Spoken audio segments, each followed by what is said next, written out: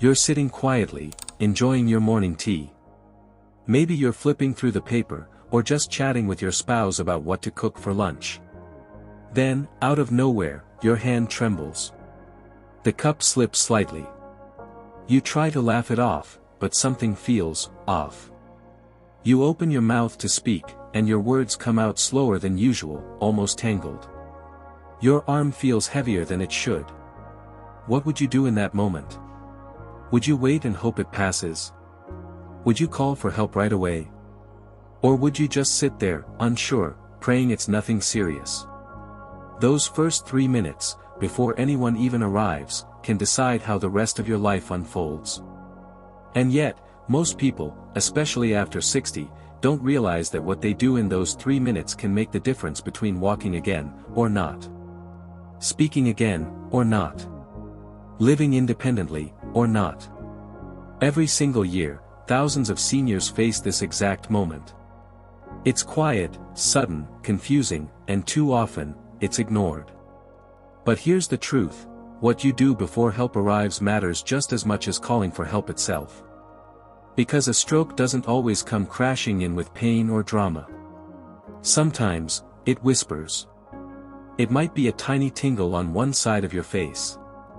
A sudden dizziness that makes you grab the chair for balance. Or a moment when your tongue feels thick, and you just can't get the right words out. That's how sneaky it can be.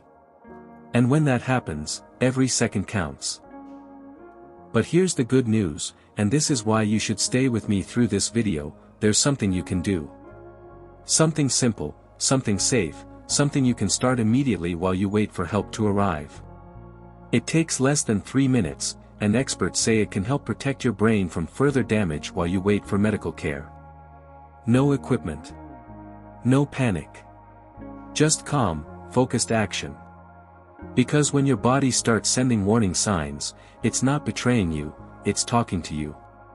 It's saying, I need your attention, right now. And when you listen to it the right way, when you respond with knowledge instead of fear, you give yourself the best possible chance to stay strong and recover faster. Now, I know this topic can be scary. Nobody wants to imagine being in that situation. But the truth is, being prepared doesn't make you weak, it makes you wise. It makes you ready. It gives you the power to act instead of freeze. And that's what Senior Health Wisdom is all about, helping you stay sharp, calm, and confident, no matter what life throws your way. So here's what we're going to do. I'm going to walk you through one simple, doctor-approved 3-minute trick that can help support your body and your brain in those crucial moments. I'll explain how it works, why it's effective, and how you can do it safely, right where you are, sitting, lying down, or standing. By the end of this video, you'll know exactly what to do the instant you or someone you love shows signs of a stroke. You'll understand how to recognize the early whispers before they turn into an emergency, and how to act quickly, calmly, and correctly. And let me tell you, this isn't just another medical tip. This is about peace of mind. Because when you know what to do, fear loses its grip. You stop feeling like a victim waiting for rescue, and start feeling like someone who's in control of their own outcome. So, before we dive in, I want to hear from you. Have you ever felt that strange dizzy spell, that sudden weakness, or seen it happen to someone close to you? Did you recognize it as a warning sign, or did it seem harmless at the time? Share your experience in the comments below. You never know who your story might help. And if you're here because you want to stay healthy, independent, and aware, if you believe that wisdom and preparation are the best medicines, then take a second to hit that subscribe button and join our community here at Senior Health Wisdom. Because what you'll learn today could be the thing that saves your life, or the life of someone you love. Now, let's get started. It often begins so quietly that you almost miss it. You might be cooking, folding laundry, or watching your favorite show, and suddenly, something feels different.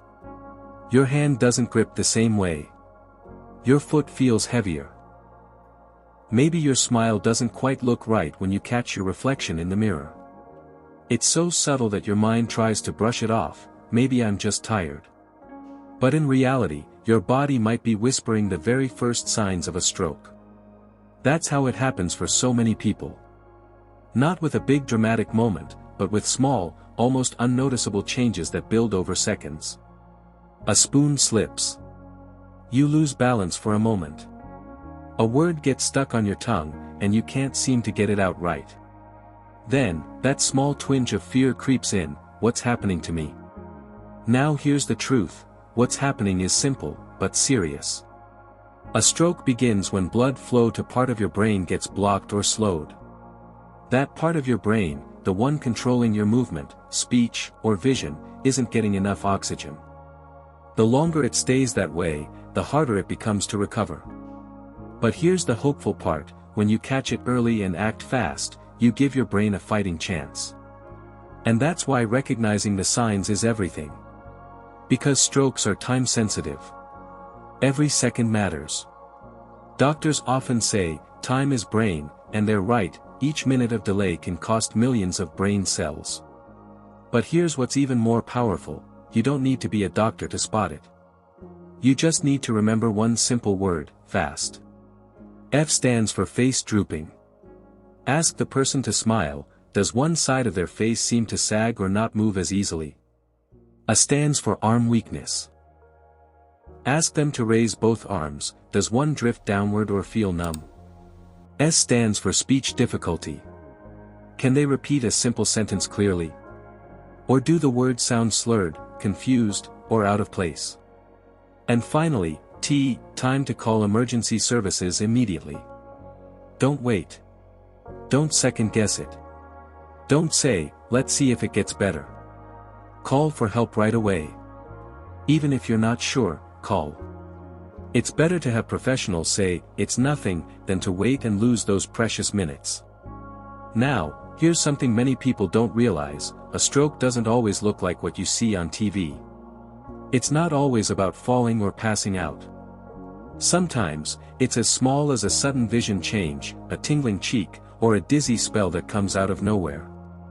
And because it's so easy to mistake it for fatigue, dehydration, or even a pinched nerve, too many people sit down, hoping it'll go away. But that, wait and see, can cost everything. The moment you notice any of these signs, act. Don't drive yourself. Don't walk it off. Sit safely, stay calm, and make that call. If you're alone, use your phone's voice command or emergency button. If you're with someone, tell them clearly, I think I'm having a stroke. Those words might feel heavy, but they could save your life. You see, the faster help arrives, the faster treatment can begin, and the better your chances of recovery. But while help is on the way, what you do next is just as important. Because those next 3 minutes, they matter. They're your bridge between danger and survival. They're your window to protect your brain, to stay conscious, and to help your body stay stable. And that's where the 3-minute trick comes in, the gentle, mindful steps you can take to support your brain while you wait for help to arrive. So take a breath. Don't panic. You've already done the most important thing by recognizing what's happening and calling for help. Now, let's focus on those next 3 minutes, what to do, how to stay steady, and how to give your body the best chance to recover. Now that help is on the way, your focus shifts to one simple thing, staying steady, calm, and alive inside those 3 minutes that matter most. Think of your brain like a garden. Every second, blood is the water that keeps it alive. When a stroke begins, part of that garden suddenly loses its water supply. Some flowers start to wilt, while others still stand tall. The goal right now is to keep the rest of that garden flowing, to keep life moving where it still can. So, here's what you do. First, sit down or lie flat, whichever feels safest. Don't force yourself to move too much. The key is comfort and control. Let your body settle. Feel the ground under you. Take a slow, steady breath in through your nose. Hold it for just a second, and then let it out softly through your mouth. Do it again, slow in, slow out. You're not rushing. You're giving your body oxygen, the very thing your brain needs most right now. Next, bring your attention to your chest and neck. With your stronger hand, the one that still feels normal, gently rest it on your upper chest. Start making slow, light circular motions. You're not rubbing hard, you're just reminding your body to stay awake, to keep the rhythm going.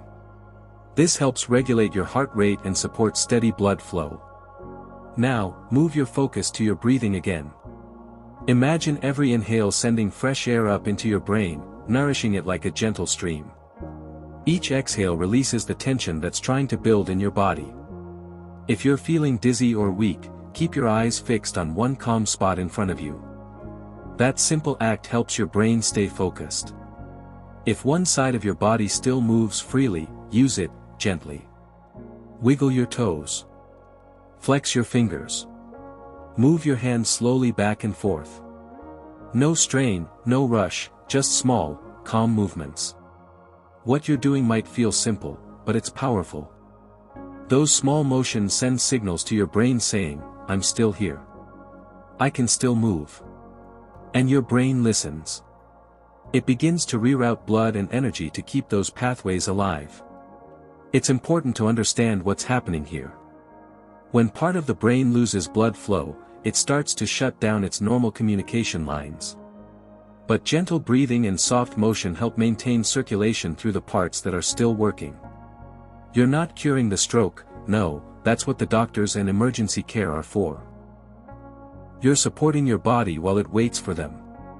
You're keeping the remaining blood pathways open and preventing a deeper drop in oxygen levels. Now, I know the instinct for many people is to freeze. To sit completely still, afraid that any movement might make it worse. But here's the truth, staying completely still can sometimes cause your blood pressure to drop further, slowing oxygen delivery. Calm, controlled breathing and small, intentional movements are far better than total stillness. They help your circulation without strain. If you're not alone, tell your companion exactly what's happening. Ask them to stay beside you, to keep talking. Hearing a familiar voice can help keep you alert and prevent your mind from drifting. If you're alone, speak to yourself. Say your name. Say what day it is. Say, help is coming. That simple act keeps your brain engaged and awake. Don't try to drink water. Don't eat anything. Your throat muscles might not be working properly right now, and swallowing could make you choke. Just breathe. Move gently. Stay aware. These 3 minutes are about maintaining your balance, your focus, and your hope. Think of it this way, you're keeping your body's engine idling until professional help takes over. You're not fixing the problem, but you're making sure nothing shuts down completely before the experts step in. Now, as you keep breathing slowly and softly, take comfort in the fact that you've already done what so many people fail to do, you recognized the signs, you called for help, and you took control. That calm control is your greatest weapon right now. It keeps panic from flooding your system, which is vital because stress makes your heart work harder and your blood pressure spike unpredictably. So instead of panic, you're choosing peace. Instead of fear, you're choosing focus. You're helping your body stay ready for recovery. And the best part?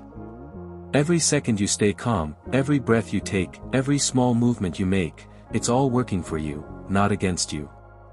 Remember, this isn't about being perfect, it's about being prepared. You're not trying to fix the stroke, you're supporting yourself while the professionals get to you. You're preserving your strength, your awareness, and your dignity. Now that you know how to keep your body steady and your circulation flowing, it's time to understand something just as important, the things you should never do in these moments. Because a few wrong moves, even with the best intentions, can make things worse instead of better. Let's talk about those next. When panic hits, instinct often takes over, and that's when the biggest mistakes happen. In those moments when your body feels strange and fear starts to rise in your chest, your mind tries to grasp for control. You might think, maybe if I lie down and rest, this will go away, or, I just need a drink of water, maybe I'm dehydrated. But the truth is, those natural reactions, the things that seem comforting, can actually make the situation far worse. So let's slow down together, and talk through what not to do, because sometimes the things you avoid are just as life-saving as the things you do. The first mistake people often make is lying down flat without support. It feels natural, you're dizzy, your head feels heavy, your legs weak, and so you want to lie down, to rest. But here's the danger: when you lie completely flat, your airway can become restricted. If one side of your body is already weak, it becomes harder for your chest and throat muscles to work together smoothly. Breathing becomes shallow, oxygen levels dip, and that's the last thing your brain needs right now. If you must lie down, prop yourself slightly upright, use a pillow, or even your own hand under your head if you have to. Keep your head and chest a little higher than your stomach. This simple position helps air move more freely, and it allows blood to flow to the brain more evenly. Think of it as giving your lungs the space they need to keep working for you. The second mistake, and this one happens far too often, is trying to drink or eat. You might feel thirsty, your mouth dry, or you may think a sip of water or juice will help you feel better. But during a stroke, the muscles in your throat and tongue may not be working properly. That means even a small sip of water can slip the wrong way and block your airway. I've seen people choke in those very moments, not because they didn't know better, but because fear and confusion made them act without thinking. So no matter how dry your mouth feels, avoid food and drinks completely. Instead, focus on your breathing. Keep your lips moist if you need to, but don't swallow anything until medical help has arrived and cleared you. Your safety comes before comfort. And then there's the third mistake, perhaps the most dangerous of all: downplaying the symptoms. Saying things like, "I just need to rest," or, "It's nothing, I'll be fine in a few minutes." It's human nature to want to believe it's not serious. Nobody wants to admit something could be wrong with their brain or body. But denial, in moments like these, steals time, and time is everything during a stroke. Here's something I want you to remember: strokes don't wait. They don't care about pride, or fear, or not wanting to bother anyone. Every second you spend convincing yourself you're okay is a second that part of your brain is losing blood flow.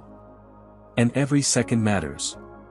Calling for help is not a sign of weakness, it's a sign of wisdom. It's how you fight back. So what should you do instead? Stay where you are, upright, calm, and alert. Keep breathing slowly. Focus on the sounds around you: the hum of the fan, the ticking of the clock, the voice of a loved one if someone's near. Those sounds anchor you. They help your brain stay active, awake, and connected to the world around you. If you're with someone, let them keep talking to you. If you're alone, speak to yourself. Say your name. Say what's happening. Say, "Help is coming." It might feel odd, but it helps your brain stay engaged and aware. You're sending signals that say, "I'm still here. I'm still in control." That mindset, that steady awareness, can help slow panic and stabilize your body's responses. And if someone around you is the one having a stroke, remember this: don't shake them, don't try to force water or food, and don't try to walk them around to keep them awake. Just keep them safe, upright, calm, and breathing. Speak gently, reassure them, and keep your phone close. In these moments, calm is medicine. Stillness with awareness is power. Panic feeds chaos, peace feeds clarity. Now take a slow breath with me. You've recognized the signs, you've called for help, you've supported your body, and most importantly, you've avoided the mistakes that could have made things worse. You've done more than most people do in those first few minutes. You've protected yourself. You've given your brain a chance to fight. You've given your body time to hold on until professional help takes over. And that, right there, is an act of quiet strength, of wisdom, of awareness, of life. Now that you've done everything right, comes the most important part: hope. Moments like these are frightening, not just for the person experiencing them, but for the loved one standing nearby, watching helplessly, unsure what to do. The sight of someone's face drooping, their words slurring, their body going weak on one side, it freezes you. It makes time feel heavy. You want to help, but fear whispers that you might make it worse. But listen closely: this is where courage begins. Courage isn't the absence of fear, it's the choice to act through it. Every heartbeat you steady, every breath you take with calm, every second you stay alert and clear, that's courage in motion. It's natural to feel afraid. It's natural to worry that you might not remember what to do, or that your hands might shake as you call for help. But here's the truth, fear only has power when it's left in the dark. Once you shine knowledge on it, it weakens. Knowledge turns fear into focus. You now know what to do, and that knowledge makes you a protector. You're not waiting helplessly anymore, you're prepared. You're guiding your body, your mind, or even someone else's through one of the most fragile moments of life, with calm, intention, and awareness. And that awareness can save a life. So, if you take one message from this moment, let it be this: you are not powerless. Even in the quietest, scariest seconds, you have tools, your breath, your awareness, your voice. You can call for help, you can stay steady, and you can remind yourself or your loved one, help is coming. We're okay. When the world feels uncertain, simple steps create safety. The act of calling for help, of keeping the airway clear, of supporting your body upright, those aren't small gestures. They are powerful acts of preservation. They are bridges between danger and recovery. So take a moment to breathe in gratitude, not just for the information you've learned, but for your ability to care. Because care, awareness, and calm are some of the most powerful medicines in the world. And now, if you can, share this. Share it with your parents, your friends, your community group. Share it with someone you love, because you never know whose tomorrow depends on what you share today. A few minutes of awareness now can mean years of regained strength later. Sometimes, the greatest gift you can give someone is knowledge before the moment comes. You're not helpless, you're prepared. You've turned fear into wisdom. You've turned panic into peace. And that makes you not just a listener, but a guardian of health and hope. Now, let's take one calm breath together, and remember the steps that truly make the difference. Recognize the warning signs, fast. Face drooping, arm weakness, speech difficulty, time to call for help. When in doubt, always act. Time lost is brain lost. Call for help immediately. Don't wait, don't second guess, even if the symptoms fade, make the call. Emergency response teams are trained for this exact moment. Support your body with calm breathing and gentle movement. Stay upright if possible, breathe slowly, and keep awareness alive. Every calm breath supports your circulation. Every steady second buys your body strength. You've just learned a series of actions that could change the outcome of a stroke. And here's the beautiful part, you didn't just learn what to do, you learned how to stay calm while doing it. That calm could be the very thing that saves your life, or the life of someone you love. Now, I want to invite you to share. Have you ever witnessed someone recover from a stroke? Was it a parent, a friend, a neighbor? What helped them most in their recovery? Your story could be the light that guides another family through their darkest hour. Scroll down and share it in the comments, because wisdom shared is life multiplied. And if this message brought you clarity, calm, or confidence today, give this video a like. It tells the platform that these messages matter, that senior care, awareness, and empowerment deserve to be heard.